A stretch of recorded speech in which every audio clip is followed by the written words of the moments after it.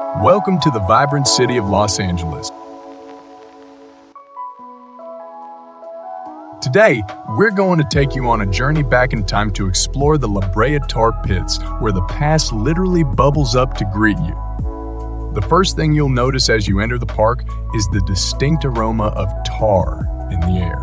The scent is earthy, much like the smell of asphalt on a hot summer day.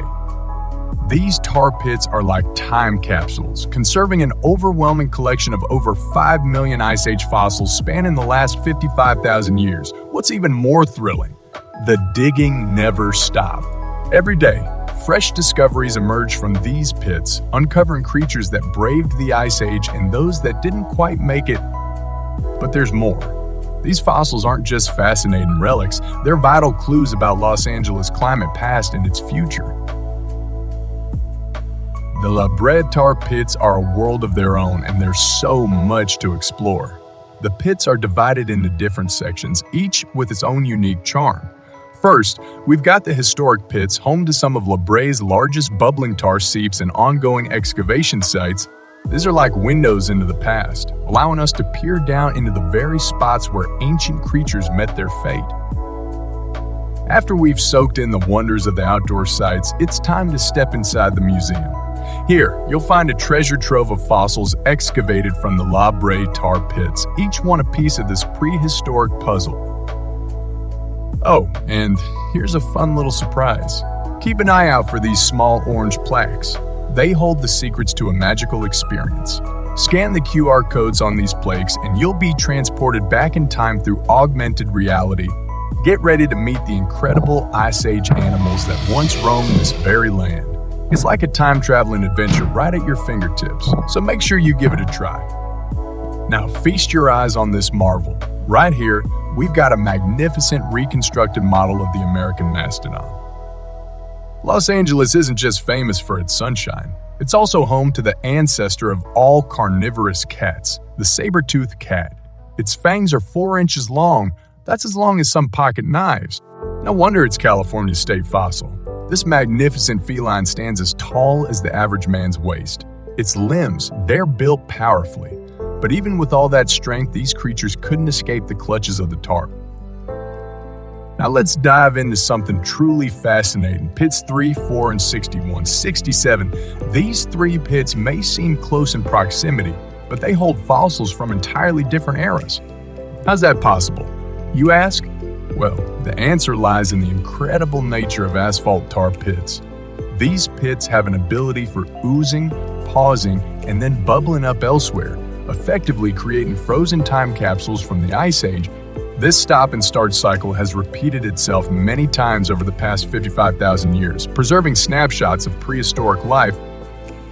Now, imagine the skies above ancient Los Angeles dominated by the terrifying terror tern, a creature whose name translates to monster bird in Greek.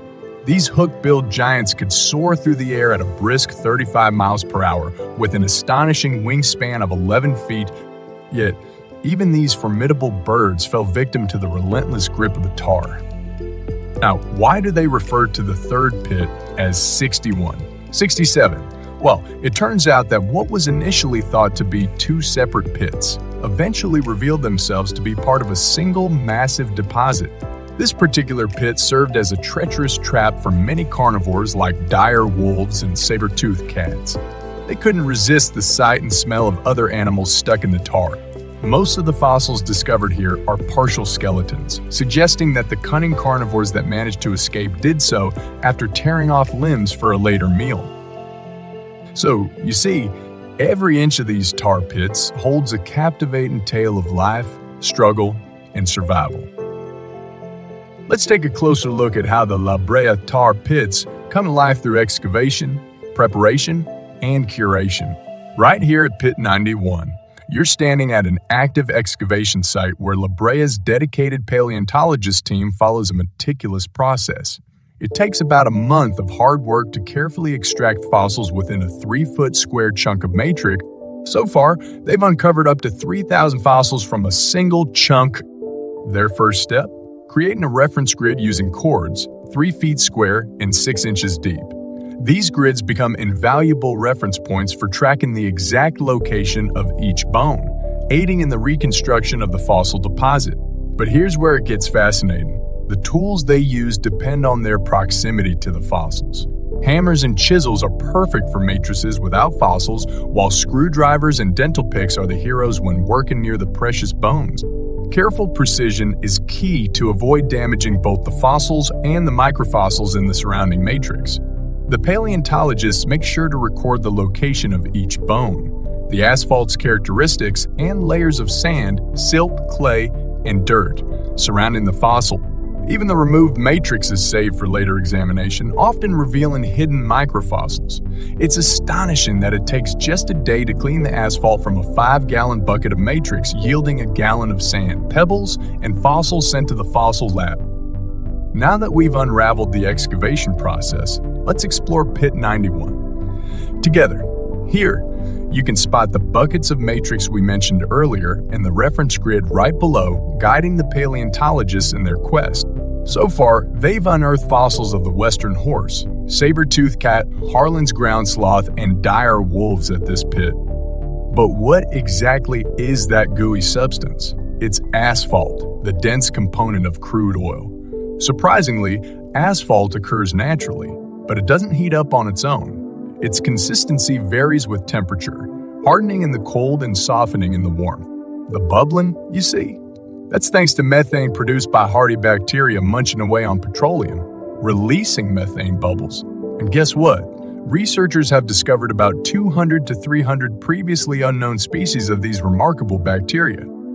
Next up, let's set our sights on some genuine fossils as we head over to George C. Page Museum.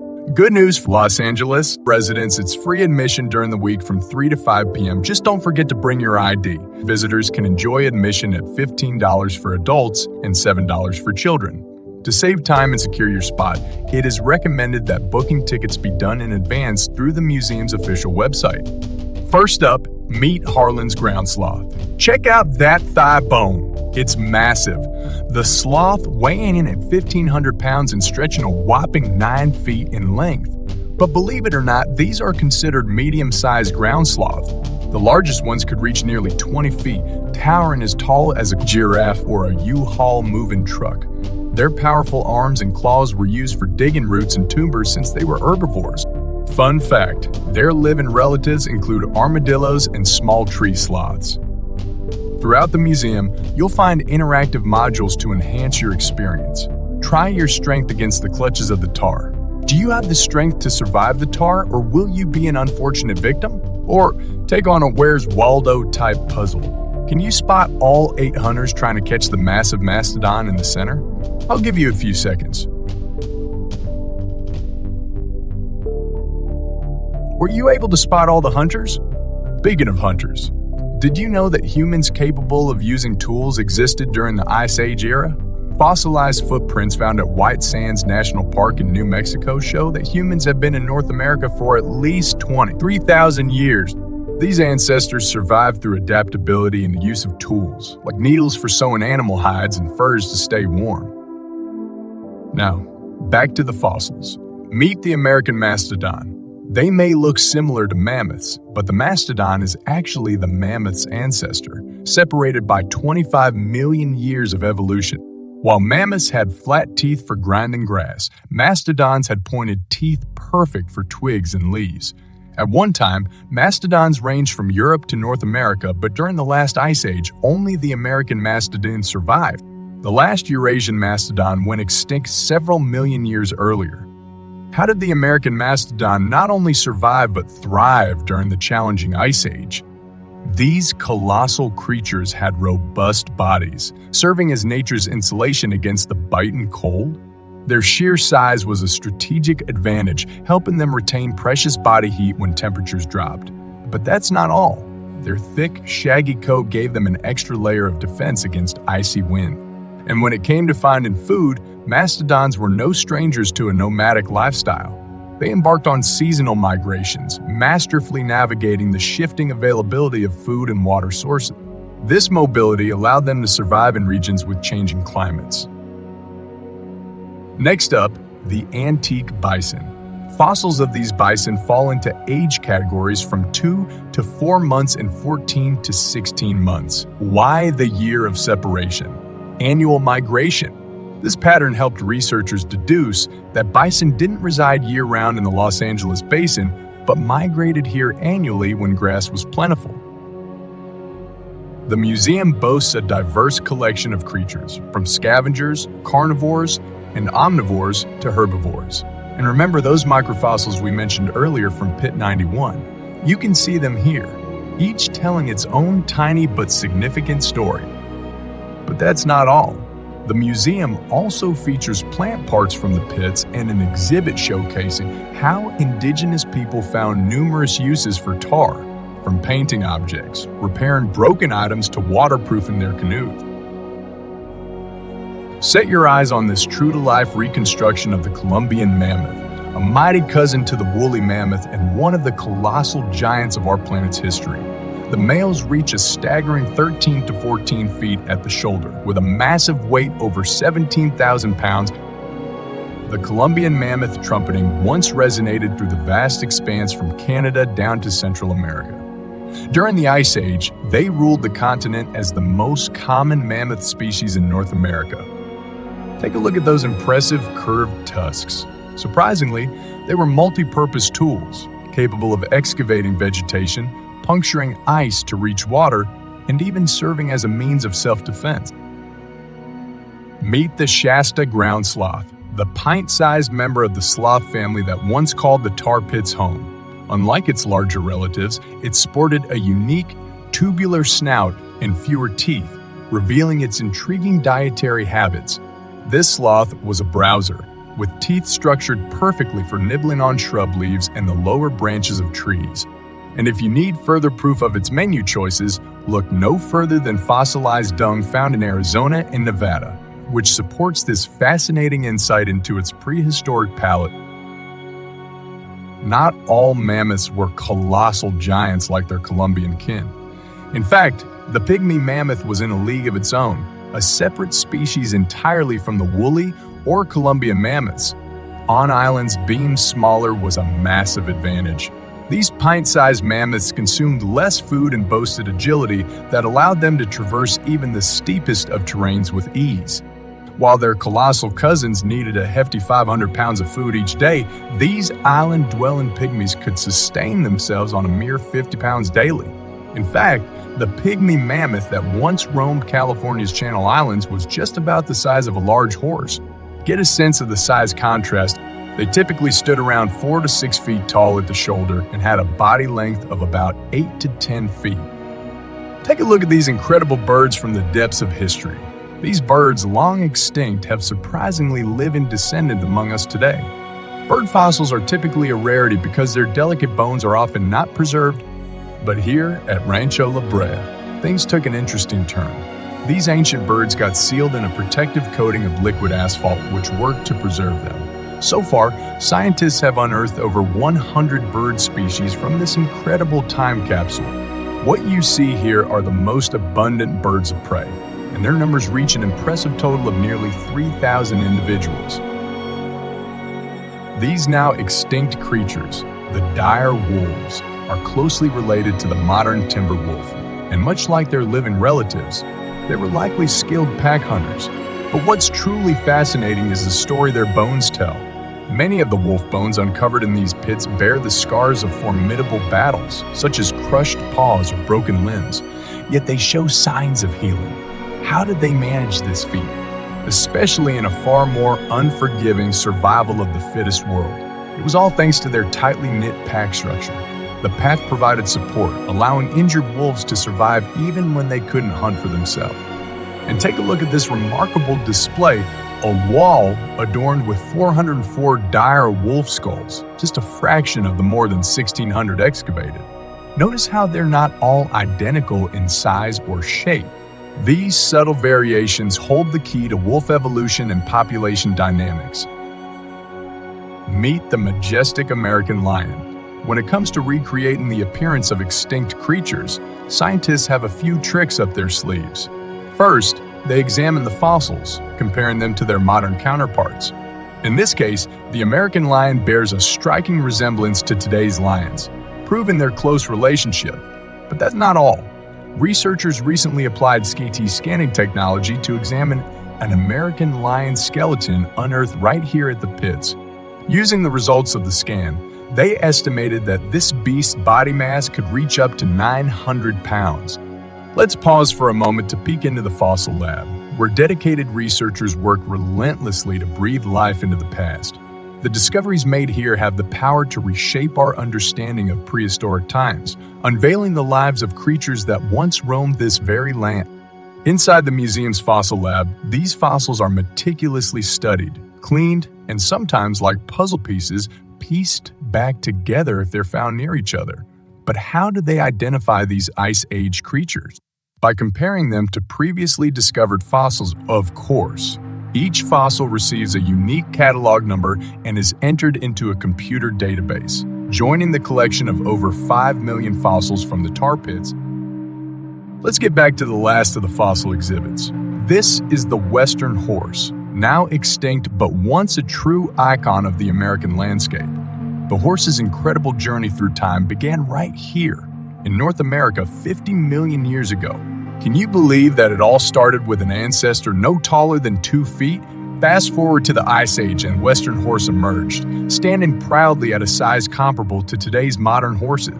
They boasted long, powerful legs that served as their weapon against predators, allowing them to dash through open plains at great speeds. Sadly, these long legs provided little advantage in the treacherous terrain of an asphalt seat. Here we have an incredible reconstruction of the saber-toothed cat. While they are often portrayed as a fearsome predator, it likely relied on stealth and surprise attacks to bring down its prey rather than engaging in prolonged chasing. Its long canines were used to deliver a swift, fatal bite to the throat or chest. Even though today's cats aren't as strong and deadly as saber-toothed cats, I'm sure you've noticed that they tend to act similarly. Behold the exhibit featuring the giant Ice Age bear. If you think modern bears are impressive, wait till you hear about this one. This Ice Age bear stood a staggering 12 feet tall on its hind legs, earning the title of North America's mightiest carnivore during the last Ice Age. It had a diverse palate, much like its bear relatives today, munching on both plants and animals. And it likely scavenged the colossal carcasses of giant herbivores like mammoths and mastodons. Can you guess whose impressive front tooth this is? It's a 40,000-year-old tusk belonging to Zed. Now, Zed isn't your ordinary mammoth. It's the nickname given by the paleontologist researchers to the most complete Columbian mammoth ever unearthed at the Brea tar pits. This majestic tusk is currently wrapped up in plaster and foam blanket, waiting for scientists to finish cleaning it. Why did most of the magnificent Ice Age creatures vanish into history? Well, scientists have a hunch that humans played a big role, but Mother Nature had her hand in it too. At the end of the last Ice Age, the world's climate became warmer and weather patterns shifted. This caused habitats to change significantly, and animals were met with difficulty finding their usual sources of food and shelter. If they didn't migrate or adapt, their chances of survival were slim. Now here's where it gets interesting. Many of the fossils we've dug up from the Brea tar pits belong to plants and critters still living in the Los Angeles area. But these colossal creatures below, they went extinct 11,000 years ago. Why? Well, think about it. The people living in North America during the end of the Ice Age were good hunters. They relied on hunting large game such as mammoths, mastodons, and bison, as well as gathering plants for food. They also altered the landscape, which changed animal habitats. Many scientists believe these factors led to the decline of certain animal species. Speaking of the early inhabitants of Los Angeles, in 1910, the La Brea lady was discovered during an excavation. Radiocarbon dating places her existence approximately 10,000 to 12,000 years ago.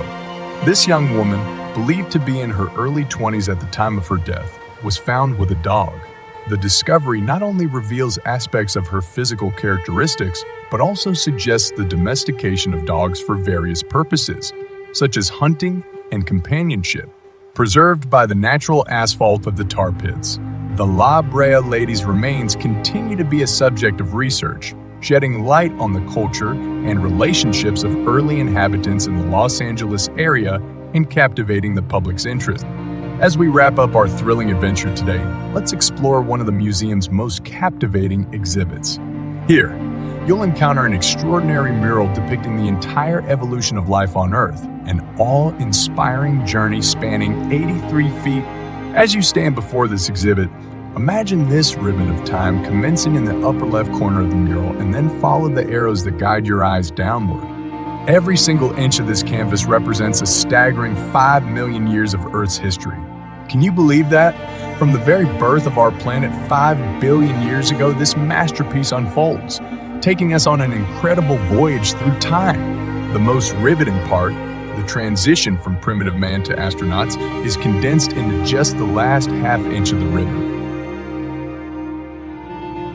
Before you end your adventure at the museum, make sure to stop by the atrium located behind the gift shop.